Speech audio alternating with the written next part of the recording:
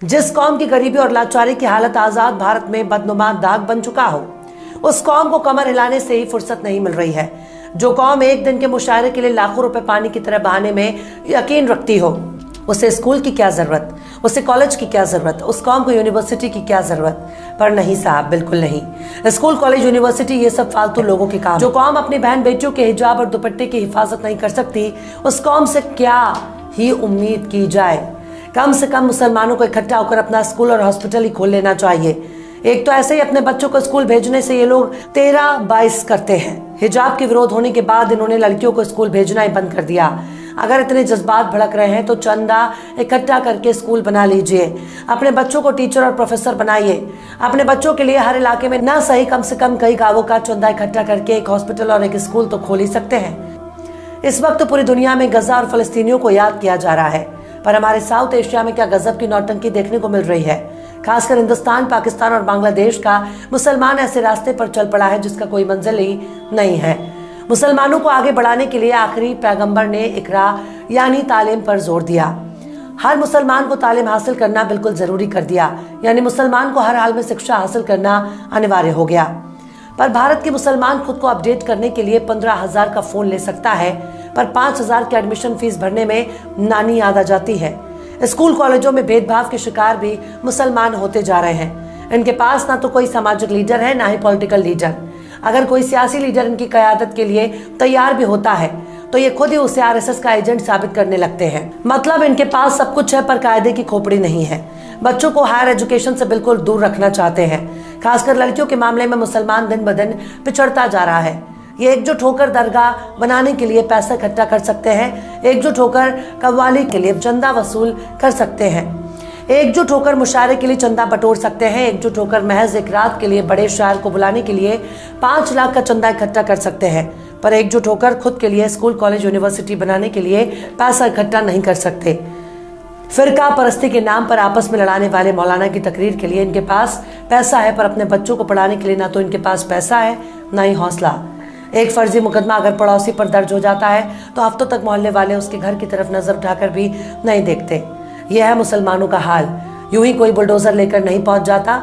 मुर्दों के बीच हर चलने फिरने और टोपी लगाने वाली लोग जिंदा नहीं कहे जा सकते। जिंदा होने के लिए जिंदा नजर आना भी जरूरी है। इनके पास सब कुछ है, पर इकट्ठा होकर अपना नेता चुनकर संसद और विधानसभा में पहुंचाने की ताकत नहीं है। अगर मुसलमानों के बीच से कोई एक नेता खड़ा हो जाता है, उसको गिराने के लिए खुद इन्हीं के बीच से एक और मुसलमान खड़ा होकर मुकाबला करता है। लिहाजा ऐसे ऐसे लोग चुनाव जीतकर मुसलमानों के सिर पर तांडव करने लगते हैं, जिनको मुसलमान तो छोड़ दीजिए, हिंदुओं में ही ज्यादातर लोग नहीं जानते। मतलब आपस में लड़कर ये दूसरों को जिताने में यकीन रखते हैं, पर औकात नहीं है कि खुद का कोई नेता चुन सके जो इनकी सदन में आवाज पहुंचा सके। इस वक्त मुसलमानों ने बस एक ही महारत हासिल कर ली है, और वो है थाना। मुस्लिमों में कोई नेता मिले ना मिले, लेकिन दलाल जरूर मिल जाएंगे जो थाने की दलाली करते हैं, जो आपके बीच में घुसकर मुखबिरी करते हैं और दारू मुर्गा के लिए अपना ईमान बेच देते हैं। इसी तरह से जमीन की दलाली में मुसलमानों ने झंडे गाड़ रखे हैं। अगर शहरों की बात की जाए तो इनको पैसे की इतनी हवस है, ये दाढ़ी टोपी कर दलाली करते हैं ताकि दूर से कोई भी इनके बहुत बड़ा मुत्तकी और परहेजगार आदमी समझे, पर इनकी दाढ़ी के पीछे सारे ऐप छिपे हुए हैं। मिसाल के तौर पर दिल्ली का ओखला देख लीजिए। जब से दिल्ली और दिल्ली के आसपास के इलाकों में हिंदू मुस्लिम के बीच नफरतों का सिलसिला शुरू हुआ, तब से ही हर कोई सीधे ओखला में आना चाहता है। यहाँ कई इलाके ऐसे हैं जहाँ अवैध इमारतें बनी हुई हैं, जहाँ जरूरत पड़ने पर एम्बुलेंस और फायर ब्रिगेड भी नहीं घुस सकते। ऐसे ऐसे इलाकों में किराए पर कमरे और फ्लैट की दलाली इतनी जोर शोर से चल रही है कि ऐसा लगता है कि मानो मुसलमान इलाके के नाम पर आपको गर्दन काट कर पैसे गाली लेने लगेंगे।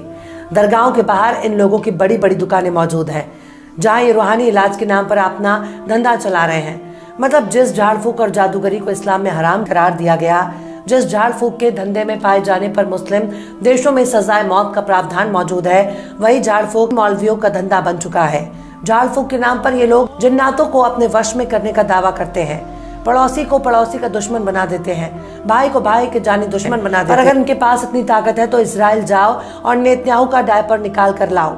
अगर इनमें इतनी ताकत मौजूद है तो जो बाइडेन से छैया छैया गाने पर डांस करके दिखवाओ। पर यकीन मानिए, अगर मुसलमान दीन दुनिया के इल्म से बिल्कुल अनजान रहेगा तो उनके साथ ऐसा ही होगा। मुसलमान चुपचाप खुद का स्कूल, कॉलेज, यूनिवर्सिटी, यहाँ तक कि हॉस्पिटल भी बना सकते हैं, पर इसके लिए मुशायरे से दूरी बनानी पड़ेगी। लाखों रुपए लेकर एक रात के लिए शायरी करने वाले भाड़े के शायर कभी आपके नेता नहीं बन सकते। पीर मौलवियों और तकरीर करने वाले मौलानाओं के पीछे पैसे बर्बाद करने से अच्छा है कि खुद के लिए स्कूल तैयार करो, अपने बच्चों को बड़े से बड़ा कारोबारी बनाओ, वरना आपकी औकात केवल सरकारी फाइलों में कैद हो जाएगी। इसलिए दहेज के पीछे मत भागो, पहला वाला प्यार के चक्कर में मत भागो, इश्क मोहब्बत की पैतरेबाजी में मत फंसिए, अपनी मंजिल की तरफ दौड़ लगाओ, वरना तुम्हारी आने वाली नस्लें तुमको लानत भेजेंगी। बहरहाल चलते चलते आखिर में अल्लामा इकबाल ने भी क्या खूब फरमाया है, तुम में हूरों का कोई चाहने वाला ही नहीं, तुम में हूरों का कोई चाहने वाला ही नहीं, जलवाए तूर तो मौजूद है, मूसा ही नहीं। फिलहाल इस वीडियो में बस इतना ही। ये वीडियो आपको कैसा लगा कमेंट बॉक्स में आप जरूर बताइएगा। वीडियो पसंद आए तो लाइक करें।